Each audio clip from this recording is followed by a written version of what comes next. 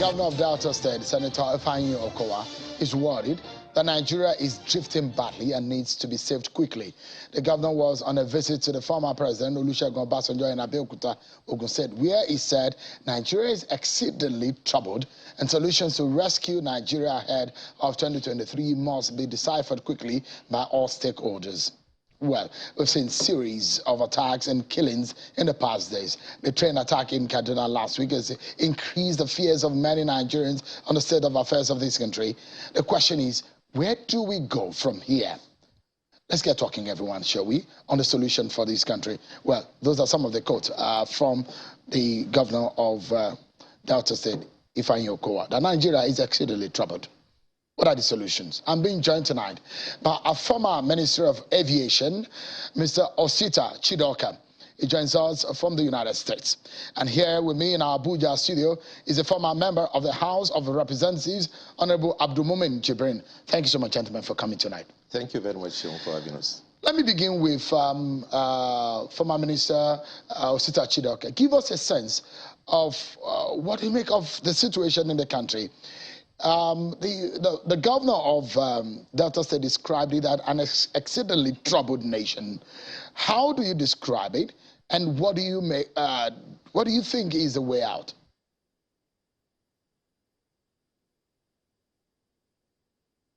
Thank you very much, Shehu, and a pleasure to be here. These are very bad times for the country. These are very sad times for Nigeria. So what we need to put in focus today is that, number one, our transport infrastructure is under attack by terrorists. Now, transport infrastructure lends itself to attack by terror because it attracts you global news, it attracts you immediate attention to your problem. So if you look around the world in the past 20 years, there has been over 1,000 derailments of trains. About 200 of these happened in Southeast Asia. And the reason is simple. When you derail a train, it's a very costly venture. The coaches are expensive. There are lots of passengers on a train, so you attract global attention to a train derailment. So the terrorists have figured that to attract attention, to overawe Nigerians, to frighten Nigerians away from their daily lives, they need to do this to show us that we are now in their mercy. The same week that they went to do the train derailment in Kaduna and the bombing of the train was the week they took over the runway of the Kaduna airport. Now, because of that taking over of the runway, what has happened is that airlines are now refusing to go to Kaduna airport. So if they manage to do it in 2-3 more airports or closer to Abuja, they may have to cut us away from the international flights. And I hope they don't go there. Now, the reason for this is that when you attack transport infrastructure, like I said, you attract attention, you demobilize the country, and then you bring the country elites to their feet. That's what they have done. And because international rules are involved in the transport infrastructure, like the airlines, the airports, we have to learn lessons from what has happened to other countries. And the 3 lessons I had learned myself, I've written an article about it, is that number one, we have to learn from the Colombian experience when the Colombians were under attack by drug lords and the FARC militants. Colombia was able to fight it. 2 lessons I have deciphered from it. I spoke to a Colombian expert here in DC, and he told me that the 2 major things to fighting that battle is, number one, you have to have a united country against the terrorists. You have to unite the country. The country have to see the terrorists as an enemy. Once there are divided loyalties in the country, it will be difficult to fight the terrorists. Number 2, he pointed out that it is not a war for the military. The military are not quite trained for the war against internal insurgency. So when they failed with the military in Colombia, they came up with the idea of Jungla, a special police force that were trained by the British and the Americans, who took the battle to the terrain of the terrorists. And thirdly, one of the key things they did was that they eliminated the heads of these drug lords and forced them for trial. So in Nigeria, we need to learn the lessons that we have to first and foremost unite the country. When the American transport infrastructure was attacked, the first thing they did was to bring in rules to change civil aviation. September 11 changed civil aviation for good. That's why today we now have all the standards at the airports. So civil aviation has changed. The same thing happened to the maritime industry. The Americans came under the maritime security and changed the rules of the maritime world. So my recommendation is that first and foremost, Nigeria must begin to learn that our terror groups are trying to constrain us to the center of the country by attacking the northwest. Northeast is under attack. Southeast is boiling. And what they want to do now is to disconnect the transport infrastructure. And that has grave problems for Nigeria, very grave. And if we continue on the path we are on now, then we will not be able to fight those terrorists.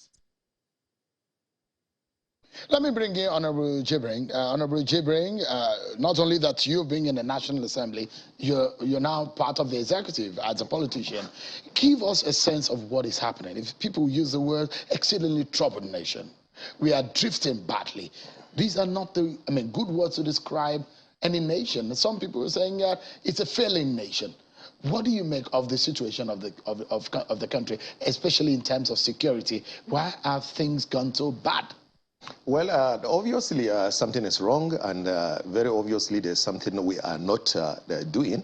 But just before going into what I think we are not doing, let me first of all clarify there's something, of course, because I'm a member of the APC, and whatever success or failure of this government, I share with it. So I prefer using the word we, so that nobody will come and say, oh, he's shooting his party in a public glare. First of all, the aspect of some kind of comparison with the past, I do not completely agree. We are all living witness with what happened in the past. We're scared of going to the mosque. We're scared of going to the churches. We're scared of going to the market. We're scared of going to the schools. We're scared of going to the hospitals. We're scared of going to the motor parks. Today, that is not actually happening. There are sections of the countries that were taken over completely. I can tell you that a few years ago, you cannot travel across Bauchi, Gombe, the Maiduguri axis and the rest. All those roads were completely shut down. Now it's a thing of the past. There's been a lot of yes. You can't travel I'm coming to that. That's why I just want to make at this point. I said we will be open and talk about where we're getting things wrong and we need to improve. But first we have to understand that very clearly that there is no basis of comparison between what we have now and what we've migrated from in the past. Because even we that we are living in Abuja, many people, severally you couldn't go to church. You couldn't just leave where you are, your house here in Abuja, and go to church because you are afraid of terrorists. It's not happening now. That aside. Secondly, when you go back to the level of, you take everything back to the level of the president, because at the end of it, everything stops at the desk of the president. Yes, he's done a lot, but there's something he's not doing.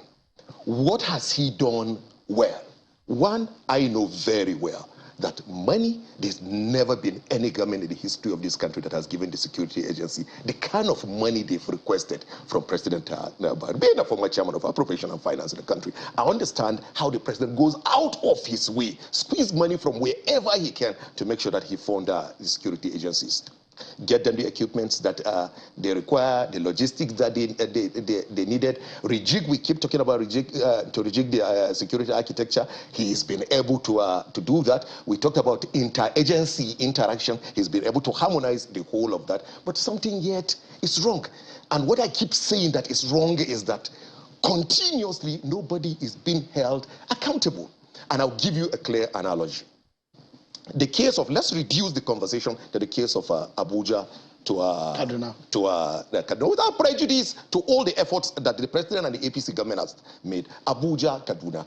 It's a very clear route. The railroad and of course the car, yes, and of course the regular road that we're talking about. How can we explain to Nigerians that we have not been able to protect Abuja, Kaduna road? 2 hours distance. The rail, first we have warning signal. There was a first attack, second attack, I think the third attack, which should clearly have sent a message that, look, these people, if something is not done, they could hit hard. Their modus operandi, we know, is hit and run. So are you telling me that with the whole of that resources, with the Nigerian army, Nigerian Air Force, Nigerian Navy, Defense Intelligence, DSS, NIA, Nigerian Police, Civil Defense, all combined, and a lot of funding going into some of these key security agencies. You are saying there's no operational plan put on ground to protect the rail track? Look, even from a layman, it's as simple as that. 2 hours rail track. Detailed survey of the rail track. By the side of the track, you have untied The minister roads. said that 3 billion was supposed to be the money for surveillance on that road. But some of his colleagues prevented or did not allow that to happen. Sheon, I can clearly tell you the issue of gadgets and everything. If you had been patient, I would have arrived there just within 30 seconds. I would have gotten to there. It's even in the secondary level of the protection. As far as I'm concerned, it's not a primary level of the protection of that road. The primary level of the protection of that, and that is the big question mark on the minds of any Nigerian that understand the working of this country. Are you saying we do not have operational plan to protect that road? After the whole of these things happening, are you saying that the intersecurity agencies have not sat to say, okay, this is what we need to do, put various camps along the roads? How many camps do you need to put? How many soldiers, military men, combined police and soldiers and DSS you need to put in each of these camps? 2 hours. And the interesting thing is that we know the vulnerable areas. So it's not the entire stretch of the 2 hours that is even under attack, that's even vulnerable. So you will have places where you have minimum threat, then you have places where you have maximum threat. All you need to do, you put the whole of that clearly between the rail track and the main road. You have untied roads. Who should we be holding accountable, Honorable? That's where I'm headed to. Just give me a few minutes. You have untied roads linking to the rail. So I was completely embarrassed sitting in the bedroom that, are you saying when people were giving stories that, oh, we are praising the security, the military guys for being able to find a way to get to the train? Are we saying for 7 years? We've not drained road. They are not expensive graders. How much do you hire graders? 50,000, 80,000. Even the military, I know they have the whole of that equipment. It's part of their job. Create 4 or 5 axes within that 30, 45 meters, minutes drive. You have such that, you do it such that when you hear, bam, within 5 minutes, you are in that position. Now we are discussing that it is now that we're trying to put, no, come on, we cannot explain that to Nigeria. Even with that, it is better. We've done so much in the security realm than what we inherited. Who should we be holding accountable? I'm going back to the president. The president needs to hold somebody accountable. I've said it, I've written it, I've tweeted it severally, that look, why this thing keeps on happening over and over again. We are not asking what happened. If I'm the CEO of this country, as the service chiefs are walking into my office on that day, I will ask them, what went wrong in the operational plan? As far as I'm concerned, you have an operational plan. What went wrong in the operational plan and who is responsible? Is it that when they communicated, the officer who is supposed to give the signal to the guys who are supposed to move or track didn't do it? Is it that the person who is supposed to clear all the places to have the access and has already taken money 3, 4, 5, 6 months ago did not give that money for that job to be done? Somebody needs to be held accountable. If this is happening at this time and we are having an election, how dangerous is it for your party? You've spoken about your party APC. Well, I have said it. That's why I made it very clear at the opening the statement that I made, that one, the country is far more secure than what we inherited. I do not have any doubt that we are going to be threatened. The election is going to be threatened by the security situation and the rest. But there's just this these lapses, these loose ends that we just cannot explain, and we have to deal with it. All right. Because somebody needs, you must hold somebody accountable. I'll come to you. I'll come to you in a moment. Let me go back to Mr. Chidoka. Give us a sense of where we need to go. You've given some suggestions as to the possible solution to a permanent one, that is. But give us a sense of when Honorable talked about the nation is more secured than we've had in the past. Do you agree with that position? Well, I thought I was going to refrain from going back into the discussions about the past and the present. But Honorable Jibrin, as usual with most APC people, they have refused to govern Nigeria. They have destroyed everything that holds Nigeria together. They have caused mayhem in Nigeria. 200 people killed in Zamfara this year. How many people have been killed within Kaduna and Lagos, Kaduna and Abuja, kidnapped by? How many policemen have lost their lives in the southeast? How many people have been killed in the northwest of the country by people we call bandits? In 2014, this same APC sat here and told us that an attack on Boko Haram is an attack on the north. This same government stood here and said that we cannot declare state of emergency in the north. Now they've run the country down, and he's here talking about how Nigeria was safer yesterday. Who in Nigeria today travels along the Lokoja road? Who in Nigeria today travels along the Kaduna road? Who in Nigeria today goes to Zamfara, the northwest? How many people in Nigeria are still able to move around freely across any part of Nigeria today? What is he talking about? What do they take us for in this country? Do they think that we are stupid people? Why would he come on television to talk like this? We are at a time the country is under crisis. We are looking for solutions. We came here to think about how to get out of where we are, and he's talking about yesterday and today. What do we know about today that Nigerians can move? Our airport has been breached. Our rail tracks have been breached. Our security system is in tatters. Our security network is not working together because they have discriminated against people in the military, in the police, in the army, in the SSS, in the NIA. All the people that are in these security positions in the country are from one part of the country, and yet they can't secure their own part of the country. What nonsense is he talking about? What is happening in Nigeria today is that the government just a moment Nigeria together. What holds Nigeria together has been destroyed. He's reacting to what he said. What's the response? Well, maybe probably I need to refresh his memory. He is obviously, the part of the PDP the element. He has forgotten the eras of tactical maneuver. When a huge compartment, he is talking about lives that have been lost. We don't want to compare figure because even if one person is shot down or one person dies, it matters a lot. And if you understand what I said, I talked about what the government have done, and I have even spent more time discussing about where we think our own government are not having things right. But you see, he's looking at it with a squint eye. A huge battalion, complete badge of battalion with a troop of about 2,000 soldiers went away, defected. And they were almost just a pin thrown to be shot, all of them dead. And the same government, where he was a minister, came out to say tactical maneuver. He's talking about people that were killed. He's talking about people are being scared and the rest. Do you remember the same minister has forgotten that right there at Eagle Square, the center of Abuja, a bomb exploded? In the center of Abuja, where the president and commander-in-chief is going to preside over an event, he is talking about threats in this country. We know there is threat, and I'm being part of the issue of discussing even the problems that this country is being faced with.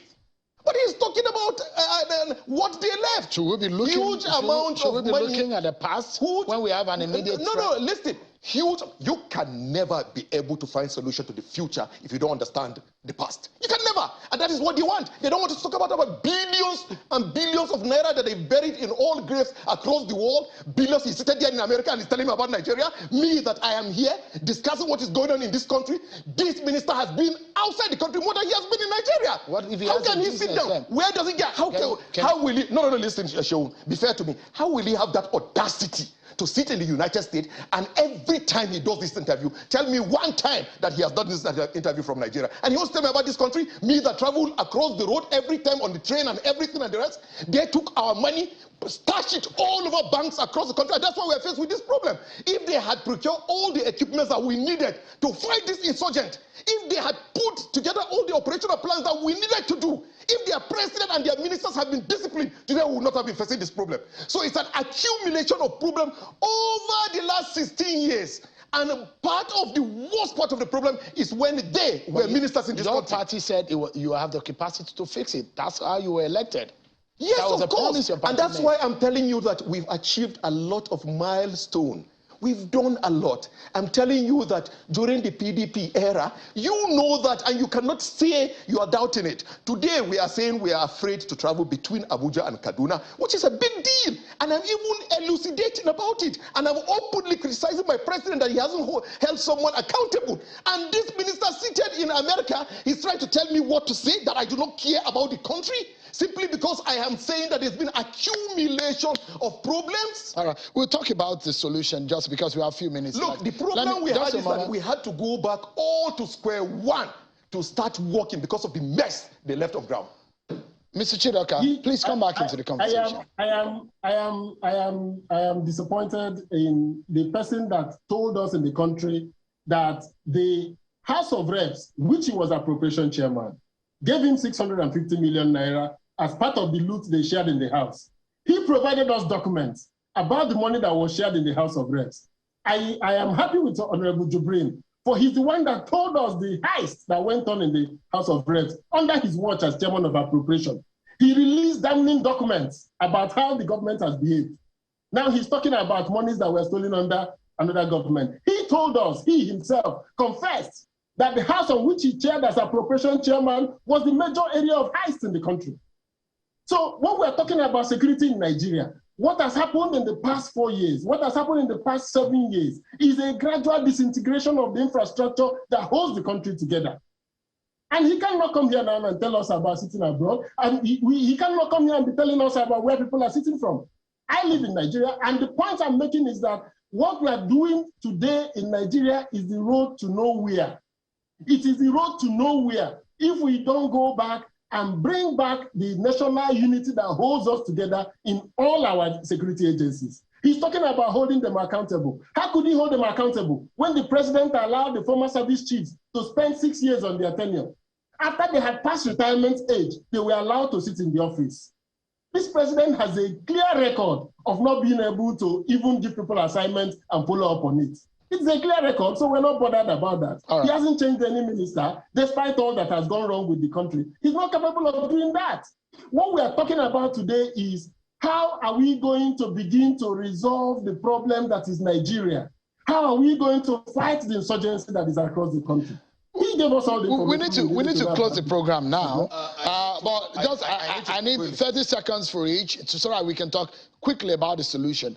We need to close. We're running out of time. Yes, but again, within the limited time, I have to just quickly say, of course, he was reading that we shared money and the rest. That is blunted false. That is a lie. I need to put that on record. I don't know where he's getting that from. Secondly, he's talking about, the president kept service chiefs for 6 years, 7 years, and the rest. When during the era where they were changing service chiefs when he was ministers, it was a situation of come chop, go. Chop and go, chop and go. That is the kind of legacy that they've left for the country. So yes, we're doing a lot of work. There's still challenges, but we must continue to remind ourselves that the problem that we are faced with, even though we are determined to continue to find solutions to the problem, continue to even question our own leaders, we must also accept the fact that we took a lot of carryover from the past. 30 seconds, Mr. Chidoka, for your final thought.